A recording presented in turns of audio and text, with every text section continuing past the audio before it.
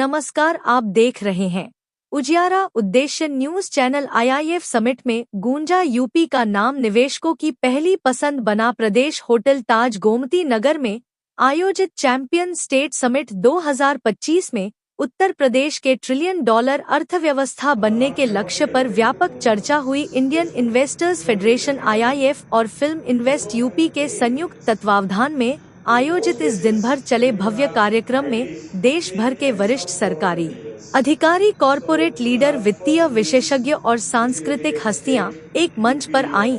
Theme $1 trillion economy के लिए औद्योगिक दृष्टिकोण को उत्प्रेरित करना। समिट की शुरुआत सुबह पंजीकरण और नेटवर्किंग के साथ कार्यक्रम शुरू हुआ। क्रिस्टल हॉल में अतिथियों का आगमन हुआ। अमेरिका से IIF यूपी स्टेट काउंसिल की senior vice president Sangeeta Srivastava ने वीडियो संदेश के माध्यम से सभी प्रतिनिधियों का स्वागत किया। युवाओं और उद्योगपतियों की भागीदारी। दिल्ली से आए एक युवा निवेशक ने यूपी में निवेश की संभावनाओं पर अपना दृष्टिकोण साझा किया। इसके बाद PF कमिश्नर, टाटा ग्रुप और अडानी ग्रुप के प्रतिनिधियों ने भी निवेश अवसरों पर विचार रखे। सांस्कृतिक सत्र, लंच के बाद संगीत, कला और खानपान पर आधारित एक विशेष सांस्कृतिक सत्र हुआ, जिसमें पद्मश्री से सम्मानित लोक गायिका मालिनी अवस्थी ने प्रस्तुति दी। इस प्रस्तुति ने उत्तर प्रदेश की सांस्कृतिक समृद्धि और पर्यटन संभावनाओं को उजागर किया। आयोजन में शामिल प्रमुख हस्तियां पंकज कुमार CGM नबर्ड उत्तर प्रदेश, अमित कुमार घोष IAS प्रमुख सचिव प्रशासन, डेयरी, पशुपालन व मत्स्य विभाग उत्तर प्रदेश सरकार,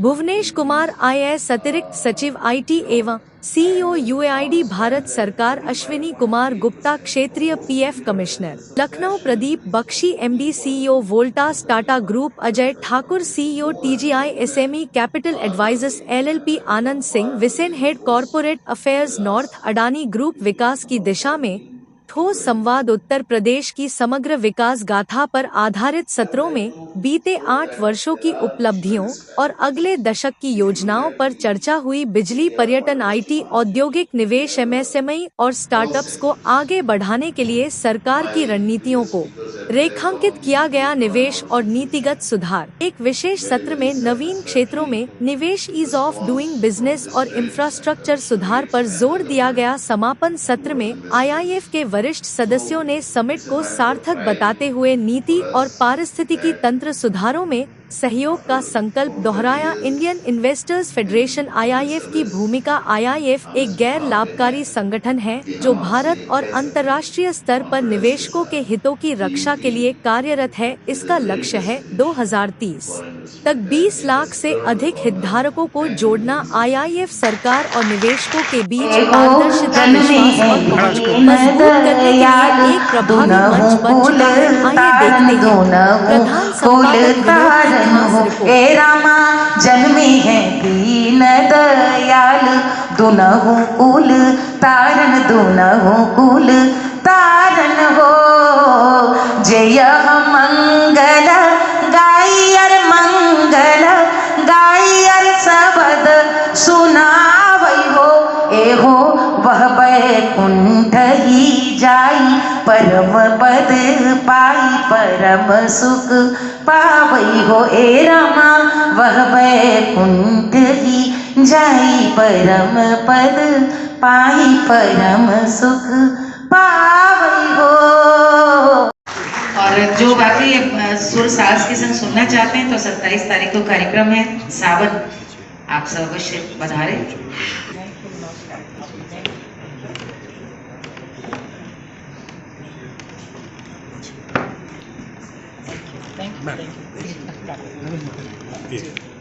मैं बनारस से।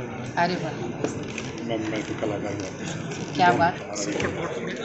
जाओ से गवर्नर हूँ, मुझे यहाँ इन्वाइट किया गया है इस समिट, इन्वेस्टर्स मीट में। और यहाँ पे जो इन्वेस्टर्स मीट जो हमारा जो भारतीय जनता पार्टी का जो एक वो टारगेट है 1 ट्रिलियन वाला, वो हम लोग उसके हम लोग करीब पहुँच गए हैं। और यहाँ पे जितने भी लोग आए हैं, बड़े बड़े कंपनियों के, बैंक के सब लोग आए हैं, वार्ड के CGM भी आए हैं। उन्होंने बोला तो हम लोग एक सफल उत्तर प्रदेश को आगे बढ़ा रहे हैं। और मुझे उम्मीद है जिस प्रकार से हम लोग योगी जी के नेतृत्व में, मोदी जी के नेतृत्व में ये कार्य कर रहे हैं, हम लोग अपने मिशन में सफल होंगे। और जो आज उत्तर प्रदेश का जो नाम पूरे हिंदुस्तान में क्या, अब तो वर्ल्ड के मैप पे लिया जाता है, और ज़्यादा सफलता से हम लोग का नाम लिया जाएगा। जय हिंद, धन्यवाद। आपके बड़े बड़े बैंकों के लोग हैं जो और यहाँ पे नाबार्ड की CGM आए हैं, अडानी ग्रुप से आए हैं, वोल्टास से आए हैं, तमाम जो बड़ी बड़ी कंपनियाँ सब इसमें पार्टिसिपेट कर रही हैं। उन्हीं के माध्यम से हम लोग एक सफल उत्तर प्रदेश की तरफ जा रहे हैं। Thank you sir. करवाली ग्रुप का नेशनल हेड गुड़गांव से। सर आज का प्रोग्राम का अहम उद्देश्य क्या सर? यूपी का ग्रोथ स्टोरी, यूपी जिस तरह से ग्रो कर रहा है, if UP grows India grows, okay, movement price, so UP हर एस्पेक्ट में बढ़ रहा है, उसी के बारे में पूरा इन्वेस्टमेंट भी। सर ये क्या मैसेज और इन्वेस्टर को देना चाहेंगे सर इस चैनल के माध्यम से? मेरे ख्याल से ये सबसे सही समय है यूपी में इन्वेस्टमेंट करने का। सर आप कुछ बोलना चाहते हो? डायरेक्टर है REPL कंपनी का, और ये जो प्रोग्राम है ये बस सिंपल भाषा में कहूँगा कि उत्तर प्रदेश को उत्तम प्रदेश बनाना, क्योंकि इस पहले का ये सिनेरियो था कि लोग यूपी में इन्वेस्टमेंट करने से बहुत डरते थे, लेकिन अब अगर आप देखेंगे तो इन्वेस्टमेंट का पॉइंट ऑफ व्यू बिल्कुल चेंज हो गया है। अब यहाँ पे जितने भी प्रोडक्ट है या जो भी है, तो अगर हम रियल इस्टेट की बात करते हैं, मैं रियल इस्टेट से हूँ, तो अब इस समय 1.25 करोड़ 1.5 करोड़ 2.5 करोड़ तक का हो चुका है, जो कि आपका इन्वेस्टमेंट के लिए समय बेस्ट समय है, क्योंकि अभी ग्रोथ और आ रही है। और हम एक बड़े लार्जेस्ट उस पर राजनीति से आते हैं, तो इंडियन राजनीति को चेंजेस लाता है, तो हमें भी आगे बढ़ने का एक चांस मिल रहा है माननीय योगी जी को। इससे उन्होंने हर चीज़ को कंट्रोल में कर रखा है, खासतौर से इस समय की जो अराजकता थी उसको खत्म कर दिया।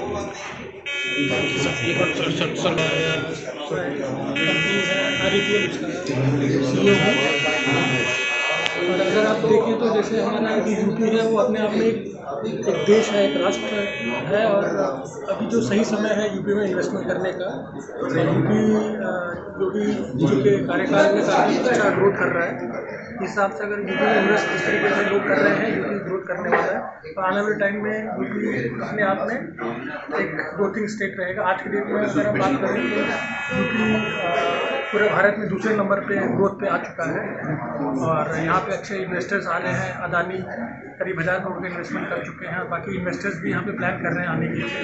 तो आने वाला समय जो है वो यूपी का है, और ये आज देख रहे हैं आप समय है कि एक इन्वेस्टर उसमें लोगों का पैसा इन्वेस्ट होगा और यूपी ग्रोथ करेगी। परिचय में बता दीजिए सर। मेरा नाम नवीन कुमार सिंह है और मैं REPL कंपनी का CEO हूँ और यहाँ इन्वेस्टमेंट किया है। क्या काम होता है आपकी कंपनी में? हम लोग का रियल एस्टेट का काम है, और योगी जी की सरकार में रियल एस्टेट का भी काम काफ़ी अच्छा चल रहा है। अच्छा। और लोग इन्वेस्ट कर रहे हैं और बड़ी बड़ी कंपनीज आ रही हैं यहाँ पे काम कर रही है। So I did my education in India, came back from the UK after doing my accounting and finance, because I wanted to use that expertise and the knowledge I gained there and develop something in India. तो अभी idea क्या है इधर आने का इन Uttar Pradesh is I सी बहुत opportunity है इधर। The government is doing a lot for the people, they made so many expressways, digitise कर दिया है हर चीज़ को लेकर, so it made it convenient and more accessible younger generation and younger entrepreneurs like myself who like things fast, and yeah, with our experience in the healthcare industry, we want to bring that affordable healthcare but top quality healthcare to the doorstep of people who can't reach it. आपसे एक बात पूछना चाहते हैं, जैसे आज food, जैसे हम लोग FSSAI की बात करते हैं, एक्चुअली हेल्थ सेक्टर भी तो इसमें बट गए हैं। जैसे एक तो हेल्थ सेक्टर में जो है हेल्थ सेक्टर और प्लस मेडिसिन, तो इनमें जो इन दोनों सेक्टर को आपके अलग अलग जैसे I am not the expert, but in my opinion लोगों ने क्या किया है, बहुत चीज़ें को जैसे न्यूट्रास्यूटिकल्स हैं इनको लेकर थोड़ा कमर्शलाइज कर दिया है, and that is what we are trying to sort of challenge also. We want to bring genuine health care, जो आपको जेन्युइन एडवाइस मिले, डॉक्टर ढंग के हों, जेन्युइन पेशेंट्स को एक्सेस हो to real genuine advice. That's what we want to get to people in UP में किस तरह का आप निवेश करना चाहते हैं और किस तरह का निवेश कर चुके हैं? जी देखिए, अभी we have 2 facilities in UP जहाँ पे हम मैन्युफैक्चर कर रहे हैं अपने मेडिकल डिवाइसेस। बट जो हम चाहते हैं going forward, it's basically to develop hospitals को जॉइंटली विद द गवर्नमेंट, और even if it's completely privatised, where you have affordable health care. तो आज अफोर्डेबल हेल्थ केयर में कहीं ना कहीं बहुत इंपॉर्टेंट रोल इंश्योरेंस का हो गया, एश्योरेंस का। तो बेसिकली जितने भी हम जैसे जो भी गवर्नमेंट की पॉलिसी हो या इवन इंश्योरेंस की पॉलिसीज हो, आयुष्मान भारत भी उसी तरह से हो गया है, तो उसको किस तरह से आते हैं? मैं अगर आपको फ्रैंकली बताऊँ, मेरे लिए it's a very good opportunity and why I am so happy here also. अगर आप देखेंगे आज कार्डियक, आई डोंट नो आपको इतना आइडिया है उसका, बट कार्डियोलॉजी की फील्ड में एंजियोप्लास्टी की जो कॉस्ट थी a few years ago compare to what it is now, so the government is definitely taking a very good initiative to bring down the cost and help those in need genuinely. तो वही हमें और बढ़ाना है।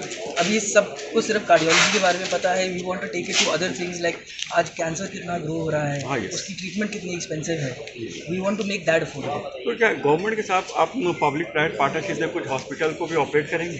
We would be more than happy to see कि क्या possibility है, but जैसे भी करना हो, whether it's with the government, whether it's solely on us, we would be happy to explore the opportunity. ठीक। तो अच्छा, जो नमस्ते, मेरा नाम है संस्कार मिश्रा, मैं बनारस का रहने वाला हूँ। ये मेरा प्रोडक्ट है काला नमक चावल। ये सिद्धार्थ नगर का जीआई प्रोडक्ट है, अभी देख सकते हैं। ये कंप्लीट ऑर्गेनिक प्रोडक्ट है, हमारे पास इसके सर्टिफिकेट्स भी हैं। ये दूसरे चावल से अलग क्यों है? सबसे पहला क्वेश्चन लोग यही पूछेंगे कि दूसरे चावल में ऐसा क्या है, हमारे चावल में ऐसा क्या है। तो सबसे पहली बात है, ये ऑर्गेनिक है। दूसरा, इसका जो जीआई है, जीआई का मतलब होता है ग्लाइसेमिक इंडेक्स, वो लो है। तो जितने भी लोग डायबिटीज़ से सफ़र कर रहे हैं, जिनको डाइट करना है, जो हेल्थ कॉन्शियस है, वो इस चावल को खाएं। इससे उनका इंसुलिन स्पाइक नहीं होगा, ठीक है। और दूसरी बात, इसके अंदर फैटी एसिड है जो कि आपको यूजुअली नॉनवेज जो आपका सोर्स होता है जैसे फ़िश ऑयल, उससे आपको मिलता है। ओमेगा 3 हो गया, ओमेगा 6 हो गया, ये सारी चीज़ें इसमें ऑलरेडी हैं। इसमें आयरन है, जिंक है, मैग्नीशियम है। ये एक अकेला ऐसा चावल है जिसमें thrice the amount of protein है। ये आपको प्रोटीन किसी भी चावल में नहीं मिलेगा। मैं किसी स्पेसिफिक ब्रांड का नाम नहीं लेना चाहता, बट मैं आपको एक स्मॉल जिस्ट दे रहा हूँ कि दूसरे चावल और हमारे चावल में क्या फ़र्क है। ये कंप्लीट ऑर्गेनिक है, जैसे मैंने आपको पहले बोला। हमारे पास सारे सर्टिफिकेट्स हैं इसके। इसकी खुशबू बहुत अच्छी है। ये हाई डाइटरी फाइबर है, तो इसका जो इजी टू डाइजेस्ट होता है, ये छोटे छोटे बच्चों से लेके बड़े बूढ़े तक खा सकते हैं, उनको कोई प्रॉब्लम नहीं होगी, बल्कि ये उनके हेल्थ के लिए अच्छा ही होगा। ये आपके गट हेल्थ को इम्प्रूव करेगा। और ये पैराबॉयल नहीं है, सबसे पहली बात, और ये पॉलिश भी नहीं है। तो इसके अंदर से आपको वैसी सौंधी खुशबू आएगी और ये चावल आपको थोड़ा सा मीठा लगेगा खाने में, बट इससे आपका शुगर स्पाइक नहीं होगा। ये सबसे मेजर डिफरेंस है दूसरे चावल में हमारे चावल में। तो मेरा मोटो ये है कि जितने भी लोग हेल्थ कॉन्शियस है, जिनको अपने सेहत से प्यार है, उसको हमारे ब्रांड में इन्वेस्ट करना चाहिए, हमारे प्रोडक्ट्स में इन्वेस्ट करना चाहिए। ये हमारा बेस्ट प्रोडक्ट है अभी तक। क्या ब्रांड का नाम क्या है सर? मेरे कंपनी का नाम है सैम्प इंडिया ट्रेड, मेरे ब्रांड का नाम है बुद्धा रत्ना। अगर आपको ये चावल टेस्ट करना है, ट्राई करना है, आप अमेज़ॉन पे बुद्धा रत्ना काला नमक राइस सर्च कर सकते हैं। नहीं तो मेरा नंबर है 7985592960। आप मेरे को डायरेक्टली व्हाट्सएप पे पिंग करो, आप मेरे को लोकेशन दो, मैं पैन इंडिया डिलीवर करवाता हूँ। Thank you. क्या प्राइस है सर 1 किलो चावल का आपका? सर इसका प्राइस है 1050 रुपये किलो। क्या इससे कम नहीं हो सकता इसका प्राइस? सर बिजनेस में आए हैं, बिजनेस करना है, और अगर आपको बल्क में चाहिए देन फॉर श्योर कर सकते हैं, बट फॉर नाउ 1 kg हम लोग किसी को प्रोवाइड करते हैं। अगर किसी को चाहिए, ये हमारी पैकेजिंग है 1 किलो की जी, ठीक है। अगर किसी को चाहिए, वो 1 किलो की पैकेजिंग में उनको सप्लाई आएगा, एंड किसी को बल्क में चाहिए then we can further talk. ठीक है, धन्यवाद, थैंक यू सो मच। दुरुस्त होगी। स्टार्टअप एक बहुत ही ग्रोइंग सेक्टर है, मैं उसी से जुड़ा हुआ हूँ, और एक्सेलरेटर यहाँ पर विजन स्टार्टअप एक्सेलरेटर है, उसका मैं CEO हूँ। उसी को यहाँ पर सपोर्ट करने के लिए, और जैसे कि ये प्रोग्राम आपने देखा होगा कि इन्वेस्टमेंट पे ही आधारित है, एंड 2027 तक हम कहाँ पहुँचने की स्थिति में हैं उसके बारे में ये बताया जा रहा है। तो जैसे अभी लास्ट स्पीकर ने बहुत अच्छे डेटा दिए, कि ग्रोथ है तो किस किस सेक्टर में है और कैसे कैसे ग्रोथ है। ये खाली ये ग्रोथ नहीं कि मैंने बोला और वो, तो किसी किसी जगह दुगनी ग्रोथ है, किसी जगह तिगनी ग्रोथ है, किसी जगह 1.5 टाइम्स ग्रोथ है, किसी जगह थोड़ी ग्रोथ है। तो मतलब कैसे कैसे सेक्टर में है। और यहाँ पर अब जैसे SME IPO ये भी एक बहुत बड़ा सब्जेक्ट हो रहा है, उससे भी रिलेटेड BSc के जो उसका देखते हैं उसके हेड आए हुए हैं आपके। अभी वो UIDAI के बारे में बोल रहे थे, बहुत अच्छा बोल रहे हैं, बिकॉज वो फ्रीज अथॉरिटी यहाँ पर रहे हैं, IAS रहे हैं बहुत सीनियर लेवल पे। तो ऐसे ही एक बहुत ही इंफॉर्मेटिव प्रोग्राम ये रखा गया है जिसमें कि जो भी स्पीकर्स हैं उनके अपने अपने अलग अलग सब्जेक्ट्स हैं और उसके बारे में वो बता रहे हैं कि ये पिछले 8 साल कैसे गुजरे और अगले 2 साल हम और क्या उम्मीद करते हैं, यूपी की ग्रोथ कैसे है और कैसे हम एक नेगेटिव ग्रोथ से धीरे धीरे हम एक पहले पैरेलल आए और फिर हम पॉजिटिव ग्रोथ की तरफ जा रहे हैं और कैसे हम नेशन में अब हम कंट्रीब्यूट कर रहे हैं। सर आज की जो आपका ये समिट है सर, इसका अहम उद्देश्य क्या है सर? आज अहम उद्देश्य देखिए, जैसे अभी अदानी वालों ने बोला, उन्होंने एक स्पेसिफिक फिगर्स बोली, ठीक है, वो एक सबसे बड़े हैं हम लोग कि भाई अंबानी अदानी ये सब तो बड़े नाम हैं, they can talk about 1 lakh crore है ना, और अनदर 50,000 करोड़ लगाने की बात भी कर रहे हैं। बट साथ में ये भी देखना होगा कि इंक्लूसिव ग्रोथ जिसको हम लोग कहते हैं कि क्या और SMEs और प्लेयर्स और चीज़ों में क्या बढ़ावा हो रहा है या नहीं हो रहा है। एक खाली उद्यमी से नहीं कुछ होगा, तो बहुत कुछ है। और यूपी क्योंकि उसके साथ एक बहुत बड़ी बात है कि सबसे बड़ा स्टेट है, बहुत बड़ा एरिया है, खाली लखनऊ से ही सब कुछ नहीं दिखेगा, हर जगह अगर वो ग्रोथ हो रही है तो उन सब चीज़ों के नज़रिए के बेसिस पे ही इसको किया गया है और जिसके बारे में वहाँ पर डिटेल। आप मेरे चैनल के माध्यम से क्या कहना चाहते हैं? ये इस तरह के प्रोग्राम अच्छे हैं, लेकिन थोड़ा सा चाहेंगे कि कुछ और लोग जुड़े इससे। It should not be just मतलब फॉर द क्लासेस अ 5-स्टार programme, it should be with the masses also, जिससे उन तक ये मैसेज जाए कि कैसे वो चीज़ों का बेनिफिट ले सकते हैं। जैसे बहुत सारी स्कीमें हैं जिसके अंडर में फंड्स अवेलेबल हैं, सिडबी के हुए, बहुत सारी चीज़ों के, है ना, वो डिपार्टमेंट्स हैं, मैं डिपार्टमेंट का आदमी नहीं हूँ, है ना, लेकिन ये है कि क्या हम उनसे कैसे बेनिफिट ले सकते हैं। वो सारा जब तक मैसेज लार्जर लोगों को नहीं जाएगा, विमेन एम्पावरमेंट के लिए कितना कुछ हो रहा है कि उनको कितनी आसानी से बहुत कुछ मिलने लगा है, नेशनल लेवल पे मिल रहा है, खाली ये नहीं कि यूपी पे मिल रहा है, बट वो जब तक जाएगा नहीं, लोगों तक पता नहीं चलेगा, तब तक हमें उसका बेनिफिट नहीं मिलेगा। तो ये अगर हो तो बहुत अच्छा है। धन्यवाद। Okay, hello everyone. I am Swati Narula and I am a owner of a company called Akanksha Creations. So basically, I am in the business of Indian handicrafts. Very particularly following the ODOP campaign, which was launched by UP government, and now it is a national project. I'm glad to be at the Investor Summit, wherein we actually get a lot of insight on what the government is planning for the future of the economy, not only of the state but of the country. And being a part of the ODOP campaign of UP government is undoubtedly the most pride moment and the most proud thing to do. So it's the way to go. Thank you.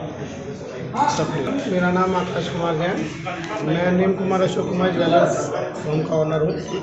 मुझे opportunity मिली यहाँ आने की और बहुत ही अच्छा लगा एक ऐसी मीटिंग में आके जहाँ इन्वेस्टर्स की इतनी अच्छी बातें मुझे देखने को मिली और समझने को मिली। इसके लिए पहली अपॉर्चुनिटी थी और बहुत ही अच्छा लगा। सर एक फोटो मैडम, दोनों लोग फोटो। ठाकुर हूँ मैं, जो TGI SME LLP का मैनेजिंग पार्टनर और CEO हूँ। मैं मुंबई बेस्ड हूँ और साथ में इंडिया इन्वेस्टर एसोसिएशन का senior vice president honorary post पे भी हूँ।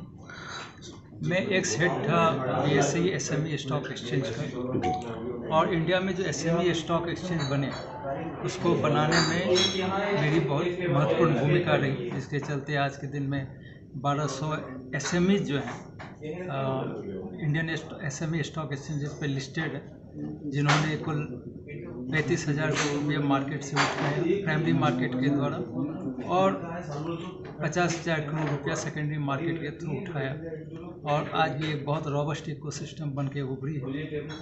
उत्तर प्रदेश से भी करीब करीब 32 SME जो है लिस्ट है और इसने करीब करीब 400 से 450 करोड़ रुपए के फंड जो है जुटाए हैं मार्केट से।